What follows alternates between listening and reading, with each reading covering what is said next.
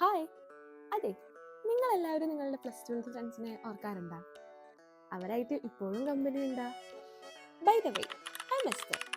എന്നെ പറ്റി ഞാനിപ്പോൾ വലിയ ഡീറ്റെയിൽ ആയിട്ടൊന്നും പറയുന്നില്ല. പറയാൻ ഇനിയും അവസരങ്ങളൊക്കെ ഉണ്ടല്ലോ, അല്ലേ? This is my first vlog മാത്രമല്ല, എൻ്റെ ഫസ്റ്റ് ഓൺ വോയിസ് വീഡിയോയും കൂടിയാണ്. അപ്പോൾ വലിയ പെർഫെക്റ്റ് ഒന്നും ആവില്ല, ബട്ട് ഇങ്ങനെയൊക്കെയല്ലേ പഠിക്കുക.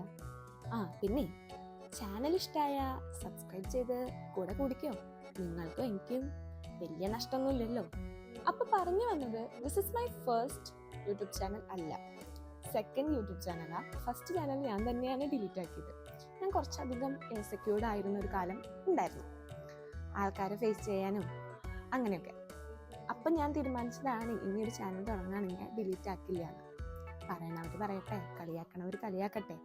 ശരിക്കും ഈ ചാനലിൻ്റെ മെയിൻ ഉദ്ദേശം എന്ന് പറയുന്നത്, എനിക്ക് എൻ്റെ കംഫർട്ട് സോൺ ബ്രേക്ക് ചെയ്യണം, അതുപോലെ തന്നെ എൻ്റെ ഇൻസെക്യൂരിറ്റി മാറ്റി വയ്ക്കണം, അതൊക്കെയാണ്.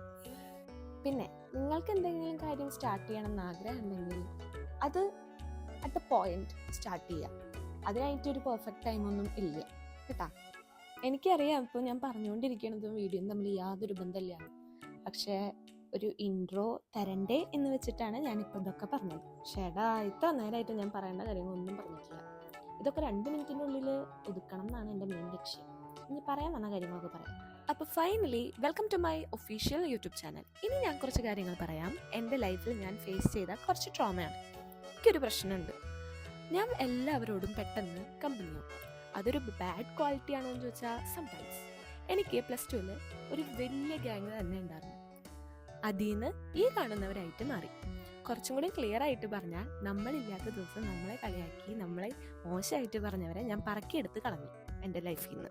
ചിലപ്പോൾ ഇതൊക്കെ അവർ കാണുന്നുണ്ടാവും, ബട്ട് ഹൂ കെയർസ്. അപ്പോൾ എനിക്ക് നിങ്ങളോട് പറയാനുള്ളത്, ഫ്രണ്ട്സിനെ ചൂസ് ചെയ്യുമ്പോൾ കറക്റ്റായിട്ട് ചൂസ് ചെയ്യാം, അല്ലെങ്കിൽ പെട്ടുപോകും. അപ്പോൾ എല്ലാം പറഞ്ഞ പോലെ ബൈ ബൈ.